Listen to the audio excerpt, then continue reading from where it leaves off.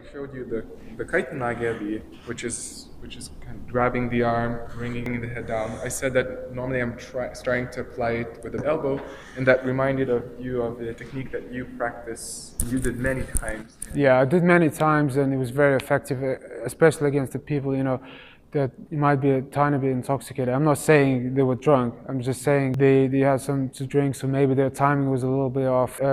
Some people were not intoxicated at all, and I did it a few times, and it's very, very similar technique, and it did work very well. And I know 100% from my personal experience, it was one of the things that I would rely on most of the time, especially against a person that is not aware, obviously, what I'm going to do. Because Rocco showed me the technique that he was working on, he was thinking about the elbow, because it's so hard to grip wrists. It's nearly impossible, especially in those split seconds. You're not going to try to grab anything. It's very difficult. Maybe you'll grab a sleeve. You can grab it in the scramble. You grab it, then you have more control.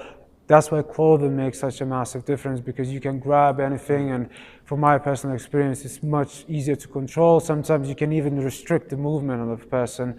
It's easier, but then you can't rely on clothing itself most of the time, but you can adjust the technique, definitely, especially in the countries that they have different seasons. This is very functional technique from my personal experience. This is also very adaptable technique. We had very limited time to work on it, but I know it actually works. And bearing in mind, I know everyone's going to say it's quite dangerous, but everything's dangerous at this point, and you will get clipped, you will get hit. The idea of this movement is very simple. So as soon as you're in a position where you might feel threatened, you protect your head, keep your chin down, maybe shrug your shoulders a little bit, depending on your complexion, right?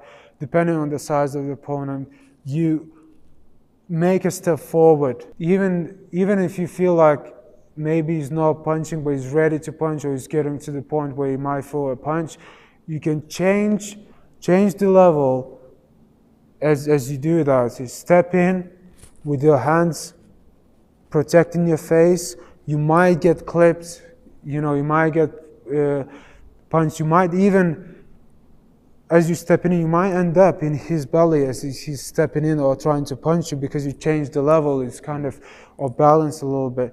But that's the point, closing the distance. So you just close the distance, and as you're closing the distance, right, you make a step forward like this.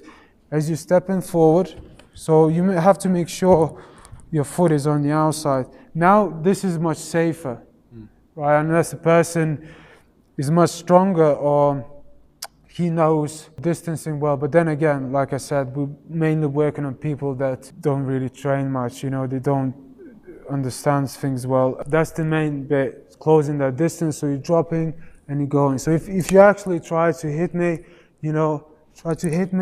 I might get clipped, but I'm trying to defend myself. I might try to bob, and you can change this whatever you want. But that's what I used to do. I used to just walk in with the punches flying through my head, or just drop. As I'm dropping, I'm extending my base, right? It's very almost like wrestling thing, but it's very similar, but you're just dropping. So that's how you're gonna get in with, at least from my point of view, with minimum amount of danger. And then you're going to change the stance, step here. Right, now the person might be still, or you might bump into you. You have to make sure you're still protected. As you're moving up after the step, so as you're moving up, you're trying to get that hand across over here. So you're just getting the underhook. Very similar to what Rocco was saying about the elbow. You just want that control of the shoulder. Your elbow controls his elbow. So that's a bit more safer. And this hand goes over either on his head like a clinch, or on his neck, and you get a bit of control, right? So you get control, you get good control, you're grounded. This elbow over here goes into the chest. It's very similar to like Thai boxing clinch. They usually use both. But this is underhook and clinch, and I use it many times.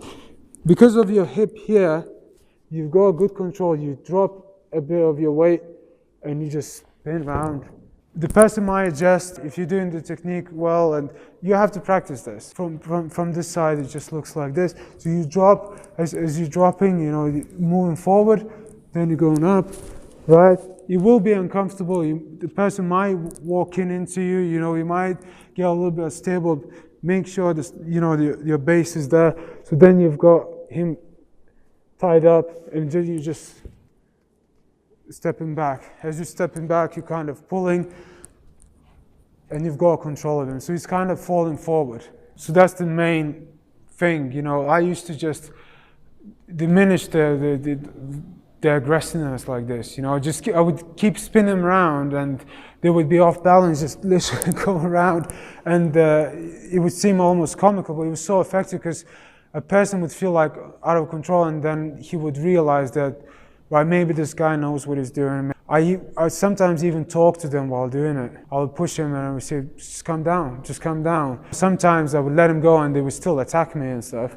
And sometimes they would just be like, you know, I didn't mean to, or whatever, you know, just something silly. I mean, it really worked. Obviously not 100% all the time if the person is big and strong and even physically difficult to deal with, you know, the technique, then it requires extra effort. But even by just moving, and I showed it to rockers a lot, you know, just moving it's just almost like a effortless movement, you know. And then once you add your physical strength, everything else, technique, and then timing, but that's very important. You can't just stay there in the pocket. You can't just do that.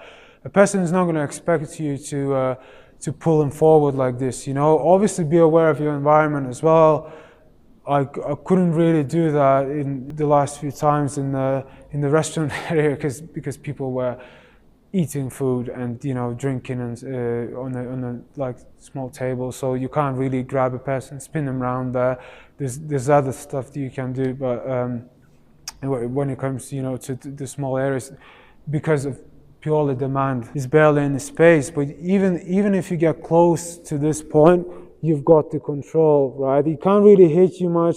Even if, you know, maybe if you're there in a pocket, he can try to hit you with the right hook. And, you know, I'm not saying you're not going to take any damage, but if you time it well, if you go low, if you go take the control, pull him, grab him, he's going to be off balance. He's not going to be thinking about hurting you that much at that point.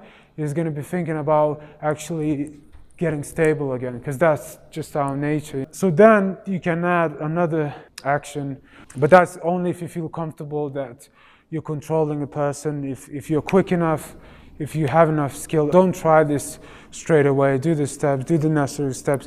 Even if your guard is off, get your guard first, get the step in first. If you're leaning like this and you're not really stepping, you're going to be falling yourself, like it diminishes the point of the movement.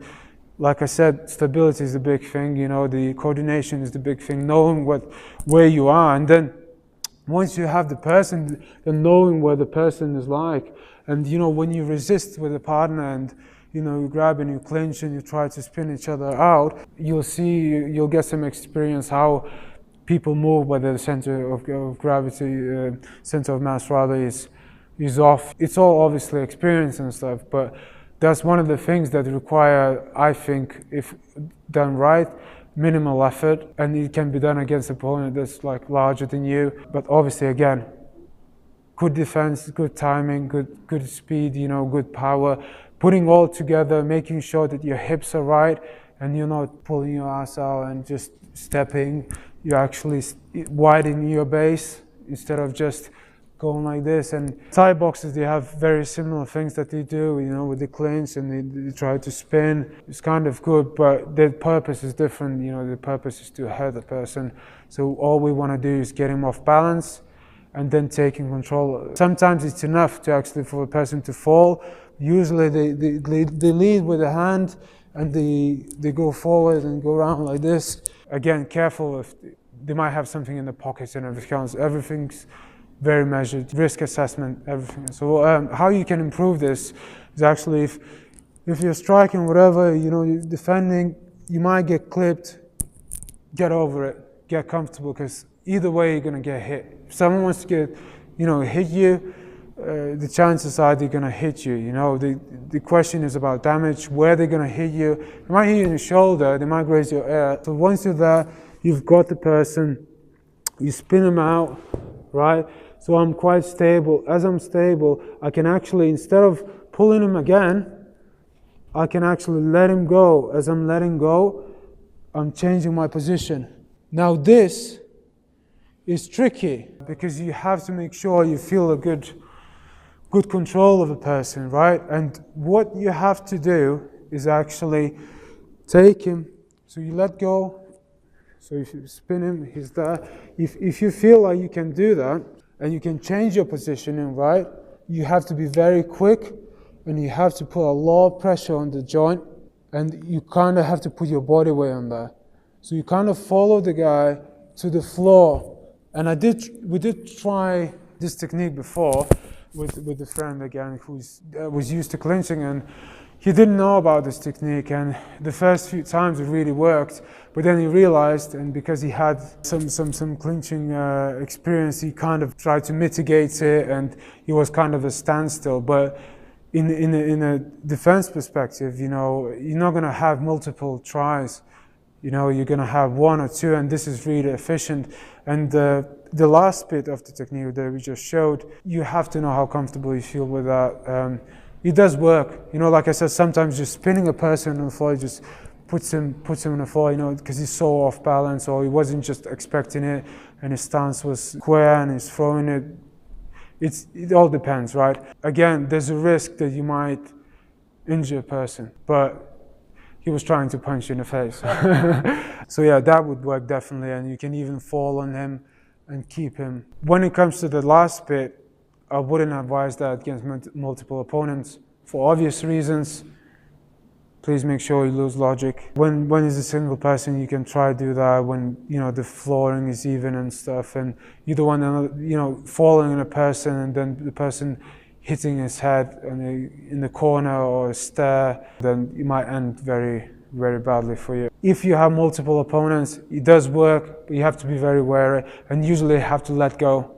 So you do it once, you do it once, you get in there, you grab a person, you spin him around, he's off balance. You then possibly have an opening to either run away or increase the distance or whatever else you want to do, but you can't keep holding the person for obvious reasons. Again, if you can't take person down, even if, you know, if you're a good wrestler, you can't really take him down and hold him on the floor because obvious reasons. Again, you know, you're gonna get kicked in the face. You can't really scramble them, you know, a long time. You can't really use any kind of like jiu-jitsu moves on the multiple opponents, you know, like, I mean, on single opponent where you have other people around you, you know, trying to hurt you. It's all about the risk and reward. Make sure you're safe. That's all.